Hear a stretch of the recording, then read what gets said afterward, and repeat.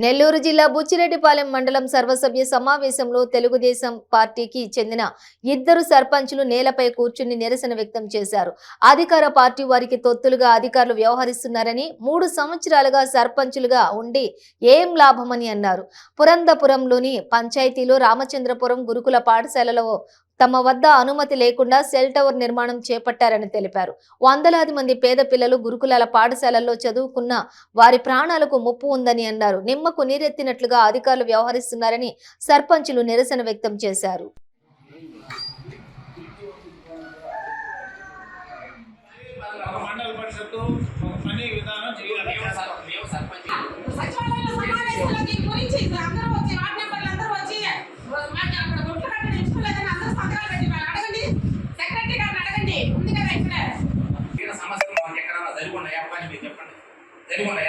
సమస్యలు ఎక్కడ తీర్మానం నా గ్రామంలో సమస్యలు కానీ మీకు తెలియదు.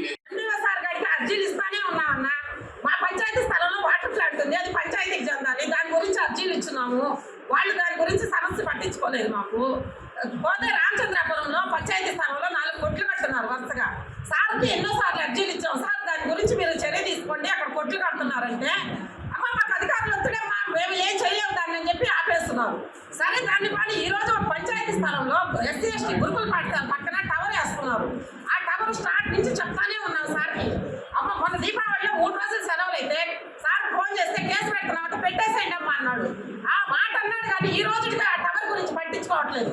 వాళ్ళని అడిగితే ఎంపీడీఓ చెప్తే మేమెందుకు ఆపుతామమ్మా, సెక్రటరీ చెప్తే మేమెందుకు ఆపుతామమ్మా, ఏమంత లెక్కలంతరంగా ఉందా వాళ్ళకి. పంచాయతీ స్థలంలో టవర్ నిర్మిస్తున్నారు అక్కడ. ఎవరు ప్రతి ఒక్కరికి దానికి గురుకుల పాఠశాలలో మేడం కూడా అర్జీలు పెట్టింది. మేడం ఇంతమందికి అర్జీలు పెట్టించుకున్నా వాళ్ళు లెక్క లేకుండా వాళ్ళు అధికార ప్రకారం వాళ్ళు టవర్లు నిర్మించుకుంటున్నారు. ఏమి ఒక ఊర్లో ఒక గ్రామంలో సర్పంచ్కి ఇంత విలువ లేకుండానా పనులు జరిగేది?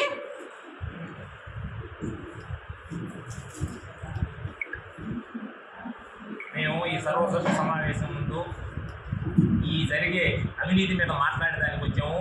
ఈ మీటింగ్ జరిగేదే సమస్యల మీద జరుగుతుంది కాబట్టి మేము ప్రతిపక్ష సర్పంచులుగా మాకు ఎటువంటి న్యాయం జరగడం లేదు. న్యాయం అంటే మా కోసమేం కాదు, గ్రామాల కోసం అడుగుతున్నాం, ప్రజలకు జరిగే అన్యాయం కోసం అడుగుతున్నాం. దీన్ని అధికారుల దృష్టికి ఎన్నిసార్లు చేసుకుపోయినా మాకు న్యాయం జరగడం లేదు కాబట్టి ఈరోజు నిరసన కార్యక్రమంలో పాల్గొని మా సమస్యలు తెలియపరుస్తున్నాం. ఇది ఎంపీపీ గారి సమక్షంలో, ఎంపీ గారి సమక్షంలో, ఇతర అధికారుల సమక్షంలో జరుపుతున్నాం. దీనికి మీడియా వారు కూడా మమ్మల్ని రిక్వెస్ట్ చేసుకుని మాకు ఏదో న్యాయం చేయండి.